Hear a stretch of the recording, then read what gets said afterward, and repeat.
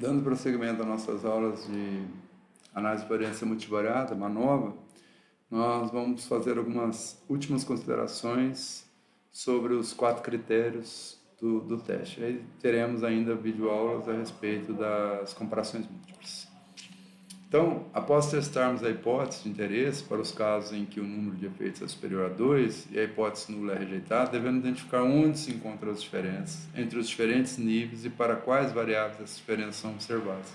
Então, nós obtivemos, no caso anterior do exemplo, na última videoaula, concluímos que existe diferença entre os vetores. Então, qual vetor difere? Em qual variável essas diferenças são observadas? Nas duas, numa só? Em quais variáveis? Então, essa identificação é feita mediante o uso de contraste, que a gente pode usar a matriz C, que são as combinações lineares. Contraste é uma forma de combinação lineares. Quando o fator possui, então, podemos usar o teste anterior que nós apresentamos. Só que teremos, como nós vamos fazer vários contrastes, dependendo se os contrastes não forem ortogonais, devemos proteger de alguma forma. Podemos usar um critério de Bonferroni, se os contrastes forem ortogonais, não precisamos preocupar com isso. Então, essa identificação é feita, o uso de contraste, quando, obviamente, os níveis são qualitativos, estruturados, ou mediante o uso de comparações múltiplas, quando os níveis ou fatores são qualitativos não estruturados, que a gente pode usar contraste também, contraste 2 a 2, e aí a gente usa uma proteção de Bonferroni no teste que quando nós comentamos os testes das combinações lineares, que nós comentamos e não ilustramos. Então, pode ser feito dessa forma. Então, quando são quantitativos, deveríamos fazer regressão, no caso, regressão linear simples ou múltipla, multivariada, né? Então, é um pouco mais difícil, eu não trato desse tema aqui no meu livro. Nesses últimos casos, realizamos então comparações emparelhadas, quando comparações são 2 a 2, para todos os possíveis pares entre efeitos ou mesmo fator. Se tiver testemunha, podemos comparar com a testemunha. Essa frase aqui, quando eu escrevi o livro, isso era verdadeiro. Nós não tínhamos testes equivalentes para comparações múltiplas, como no caso univariado. No caso multivariado não existia análogo, como ao teste TU, que é o estudo do Animal Kills, entre outros testes que a gente pode aplicar no caso univariado. Mas isso não é muito verdade hoje em dia, inclusive com testes robustos, quando viola as pressupostos de normalidade, homocidacidade de variância, distribuições até diferentes, distribuições diferentes entre cada tratamento, né, entre os tratamentos, diferentes distribuições entre eles, diferentes distribuições para cada variável dentro do mesmo conjunto de dados. Então, nós temos métodos atualmente, uma orientada minha está estudando, comparações com a testemunha, quando a gente tem uma testemunha e a gente quer comparar, fazer todas as comparações com a testemunha, e o outro está estudando o caso de comparações emparelhadas, que é o caso de comparações 2 a 2. Na próxima sessão, então, nós vamos discutir algumas abordagens que a gente tinha na época, que vinham sendo utilizadas na época quando eu escrevi o livro. Outro aspecto de muita importância que devemos considerar, isso merece bastante atenção na análise de variância multivariada, é a possibilidade de obtermos combinações lineares das variáveis originais que maximiza a variação entre grupos restrita à variação residual unitária. E quando a gente faz a solução daqueles temas, né, de equações homogêneas, que é basicamente maximização da razão de pares de formas quadráticas, então quando a gente acha esse vetor E e os autovalores lambdas, que maximiza essa razão de formas quadráticas ou formas quadráticas generalizadas, então nós estamos restringindo que E' RE é igual a 1. Então, o maior autovalor e o E correspondente a ele é chamado de variável canônica 1.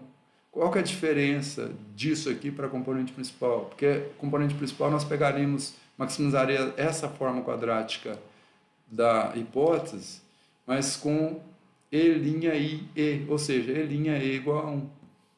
Então, nós maximizaríamos essa forma quadrática e ignoraríamos o erro. Isso seria componentes principais. Levando em consideração a matriz de soma de quadrados e produtos do erro, maximizando, restrita a isso aqui ser igual a 1, então o erro é núcleo dessa forma quadrática do denominador, e isso está restrito a ser unitário, então nós temos o que a gente chama de variáveis canônicas. se eu pegar o maior lambda e a variável canônica correspondente, que é determinado pelo vetor E, que é uma combinação linear das variáveis originais, transformar as variáveis originais por esse E, o E1, componente aqui dentro, o E1, o E2, até o EP, se eu multiplicar a variável 1 pelo E1 mais a variável 2 pelo E2, que são os componentes do E correspondente ao lambda 1. Então, eu vou ter uma variável unidimensional para todas as parcelas. Se eu fizer uma análise de variância, eu teria o maior f, e esse f é exatamente o lambda que eu obtive aqui. Então, que foi maximizado. Então, as combinações lineares por efeito de tratamento, e eu vou ter variância 1, a soma de quadrados do resíduo lá vai ser 1. Então, eu vou ter, portanto, o maior f possível quando eu faço isso. Então, esse valor de f vai maximizar a possibilidade de eu encontrar diferenças quando eu faço a projeção das p variáveis no espaço unidimensional dado pela variável canônica 1. E eu posso considerar dois componentes, três componentes, e eles são ortogonais. Uma ortogonalidade restrita ao erro também, um pouquinho diferente da ortogonalidade clássica. Os autovetores resultantes, então, determinam as combinações lineares que definem as variáveis canônicas. Os autovalores representam as variâncias das combinações lineares e formam a base para os diferentes critérios utilizados para tentar hipóteses de igualdade de vetores e efeitos do fator considerado. Para um ponto estacionário i igual a 1, igual a 2, qualquer, o máximo da razão de formas quadráticas é dado pela solução do sistema homogêneo de equações que a gente já tinha expressado, né? O lambda e o e que maximiza isso aqui. Então, maximizar aquela razão de formas quadráticas é solucionar esse sistema de equações homogêneas. Essas duas coisas são equivalentes. Então, é só para chamar a atenção, e aqui a gente criou um novo conceito, né, que são as variáveis canônicas, e o lambda é a variância dessa combinação linear, na transformação restrita à variância do erro E' RE igual a 1. Então, na próxima videoaula falaremos de comparações múltiplas.